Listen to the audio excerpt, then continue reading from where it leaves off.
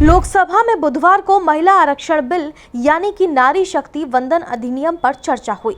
इस दौरान सोनिया गांधी से लेकर अनुप्रिया पटेल और स्मृति ईरानी तक कई सांसदों ने इस बिल पर चर्चा की। अपने संबोधन के दौरान समाजवादी पार्टी से सांसद डिंपल यादव ने कहा कि सपा की हमेशा मांग रही है कि इसमें SC, ST, OBC और अल्पसंख्यकों को भी शामिल किया जाए। उम्मीद है कि सरकार इस बिल में मुस्लिम महिलाओं को भी शामिल करेगी।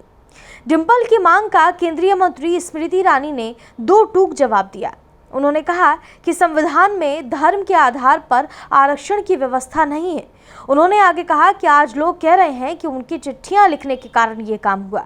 इससे साबित होता है कि उन्होंने स्वीकार किया है कि वो पक्षपात करते रहे, लेकिन मोदी सरकार ने बड़ा दिल दिखाकर आपके हर कम्युनिकेशन को पढ़ा और चर्चा की।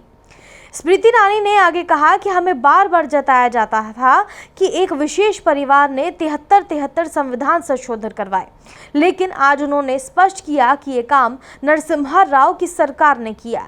दूसरा ये कथन कि अभी क्यों नहीं, इस वक्त हमारा बिल है इसलिए अभी करिए की बात हो रही है। ये बिल के प्रति है जिसको वो हमारा कहती हैं। इसके दूसरे पेज पर 2B और 3B पढ़ें। ये वो है जो कांग्रेस कहती है कि यूपीए सरकार में राज्यसभा में पारित हुआ, फिर लोकसभा में प्रस्तुत हुआ।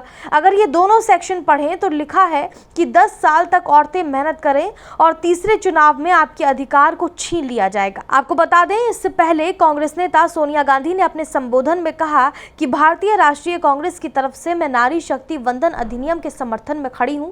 धुएं से भरी हुई रसोई से लेकर रोशनी से जगमगाते हुए स्टेडियम तक भारत की स्त्री का सफर बहुत लंबा है, लेकिन आखिरकार उसने मंजिल को छू लिया है। उसने जन्म दिया, उसने परिवार चलाया, उसने पुरुषों के बीच तेज दौड़ लगाई और असीम धीरज के साथ अक्सर खुद को हारते हुए लेकिन आखिरी बाजी में जीतते हुए देखा।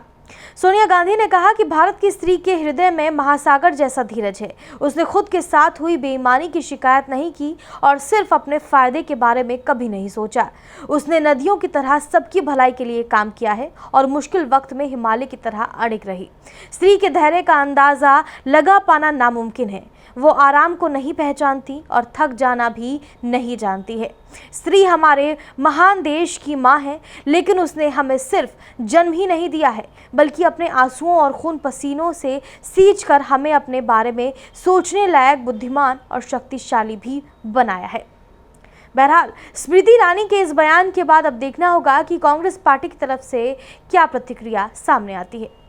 फिलहाल इस खबर में बस इतना ही। देश और दुनिया की तमाम बड़ी खबरों के लिए देखते रहिए क्लिक इंडिया।